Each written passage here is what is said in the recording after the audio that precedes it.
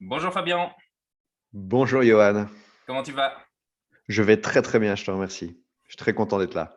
Ah bah écoute, moi je suis content de t'avoir avec moi aussi aujourd'hui. Donc Fabien Delax, que j'ai eu la chance de rencontrer quand on travaillait ensemble chez NRB, qui est une société d'informatique bien connue en Belgique.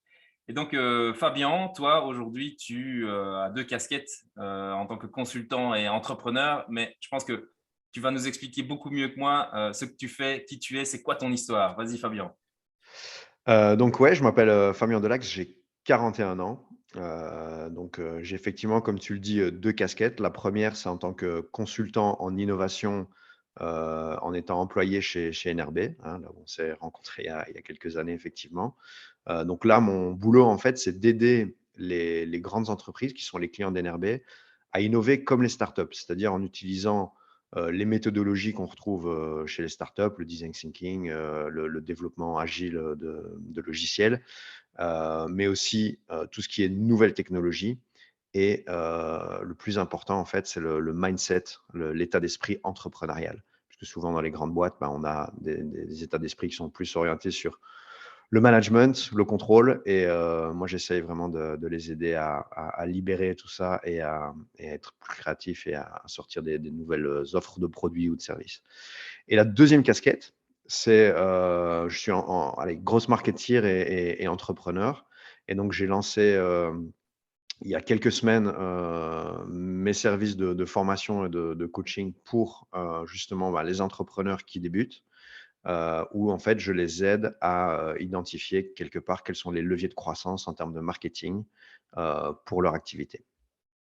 Oui, donc deux belles casquettes en ce qui te concerne. Et donc, quelque part chez NRB, finalement, tu as développé cet intrapreneuriat au sein d'une grosse boîte, comme tu le dis, puisque NRB, à l'heure actuelle, c'est combien de personnes encore Donc, le groupe NRB aujourd'hui, c'est à peu près 3400 personnes. Donc, il y a la maison mère, mais il y a aussi toute une série de filiales qui ont diverses activités spécialisées tantôt dans un domaine précis comme les applications mobiles ou autres, ou parfois dans un secteur particulier comme le secteur hospitalier, par exemple. Et donc, ici, quelque part, ce que toi, tu proposes en tant que growth marketeer, c'est tiré de ton apprentissage, de ton activité de consultant avec les grosses marques, avec les grosses boîtes via NRB. Oui et non, c'est-à-dire que, effectivement, c'est un besoin que j'ai identifié dans ce cadre-là. C'est-à-dire qu'il y a pas mal, d'entrepreneurs qui aujourd'hui, ben, ont d'excellentes idées, mais savent pas trop comment s'y prendre pour les commercialiser et pour les valider parfois aussi auprès du marché. Mais tout ça me vient pas forcément de cette expérience. Ça vient en fait du fait que, bah, d'abord, j'ai été diplômé en communication il y a bientôt 20 ans. Et du coup, en fait, toute ma carrière, j'ai travaillé dans le marketing, la communication, et c'est que quelque part, il y a 5 ans d'ici, que je suis devenu consultant plutôt d'un point de vue business pour aider finalement les entreprises à capitaliser sur l'émergence des nouvelles technologies pour générer de nouvelles sources de revenus. Et dans ton activité chez NRB, par exemple, là, si tu dois citer quelques noms de clients avec qui tu as travaillé, qu'est-ce que tu as pu mettre en place pour ces clients, justement au niveau digital, puisqu'on est là-dessus. Ouais. Bah, alors, je vais parler de trois choses. Alors, il y a un truc dont je suis assez fier, c'est l'application mobile de la mutualité Solidaris. Donc, en fait, la mission, c'était le brief, en gros, c'était aidez-nous, s'il vous plaît, à définir le bureau ou l'agence de mutuelle de demain. Et on leur a dit, bah, en fait, l'agence de demain, elle est là, c'est le smartphone des gens. Et donc, on a conçu leur application mobile et on les a aidés à l'implémenter. C'était déjà il y a quelques années et je pense que c'est un beau succès. Un deuxième client qui était assez sympa, c'est Century 21 Benelux, donc le réseau d'agences immobilières, où en fait, ils sont venus nous voir en disant, bah voilà, on veut moderniser notre informatique et on veut aussi moderniser nos processus. Et donc là, on les a aidés en créant un plan de transformation pour transformer quelque part leur informatique qui était un coût dans une nouvelle source de revenus.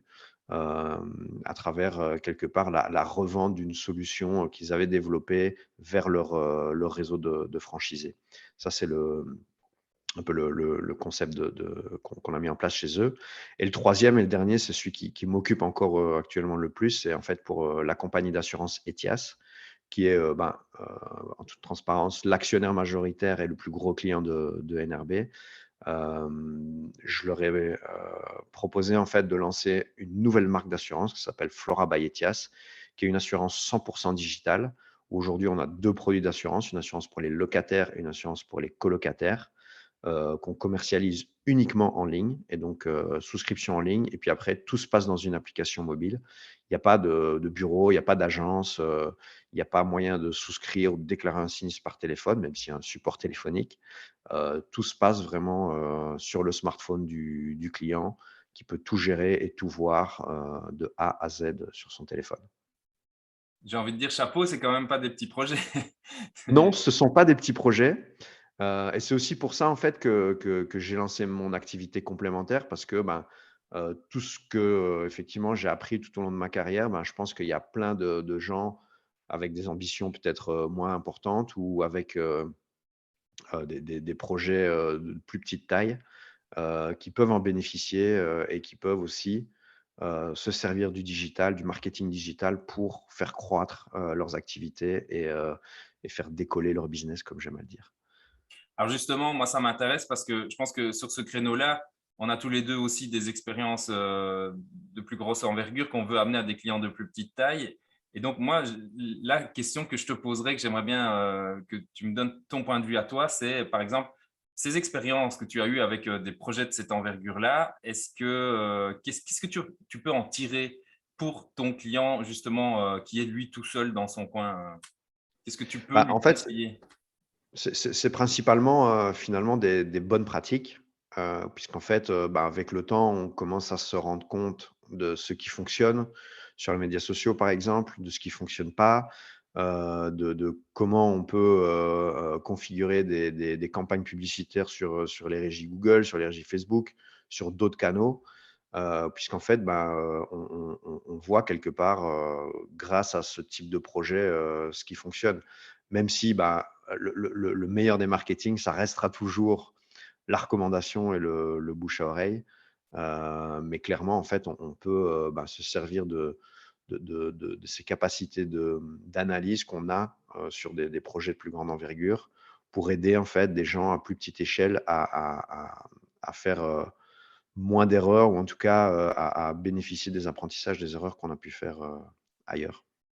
Aujourd'hui, tu es plus, spécialisé LinkedIn, comment est-ce que c'est quoi le canal que tu préfères et que tu proposes, dans lequel tu proposes d'accompagner, si Ouais, alors, effectivement, dans mes accompagnements ou dans mes formations, je suis plutôt, aujourd'hui orienté sur LinkedIn. J'ai 2 offres, concrètes là-dessus.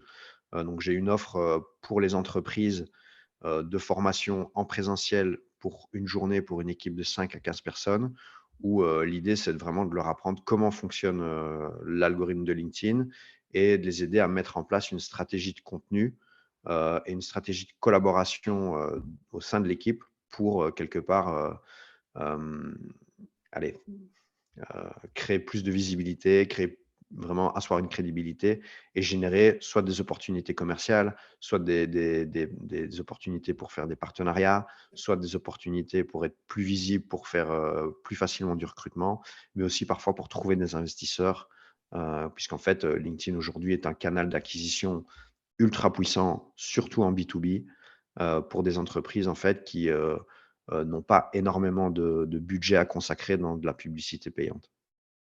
aujourd'hui, si, je te pose la question de me donner 3 clés, que tu as pu, trouver dans ta carrière et que tu pourrais, proposer à un entrepreneur qui aujourd'hui nous écoute et ces 3 clés, c'est ces 3 clés du succès pour toi. Qu'est-ce qui est indispensable pour toi aujourd'hui pour réussir, que tu peux nous donner comme astuce? Alors la 1 clé, c'est vraiment de bien connaître son client idéal, sa cible, et comment on fait ça? Bah, en fait, on lui parle.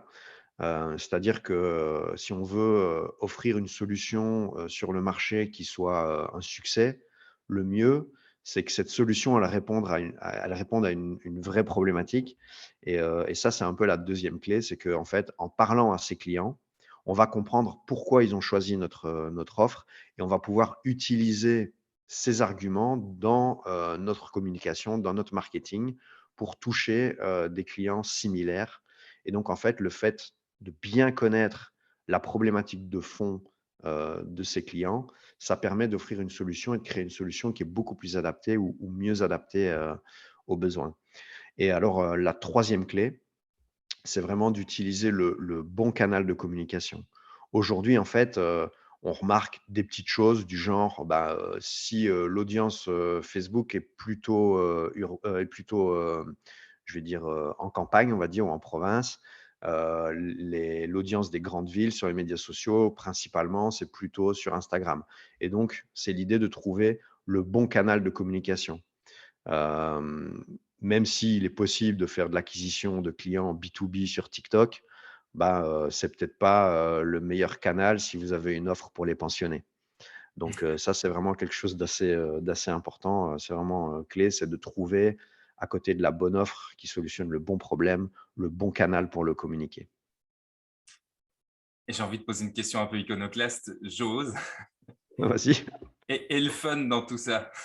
Ah bah, le fun, en fait, c'est au-delà d'une clé, c'est-à-dire que c'est un impondérable. Si on s'amuse pas dans ce qu'on fait, si on kiffe pas ce qu'on fait, on n'y arrivera jamais.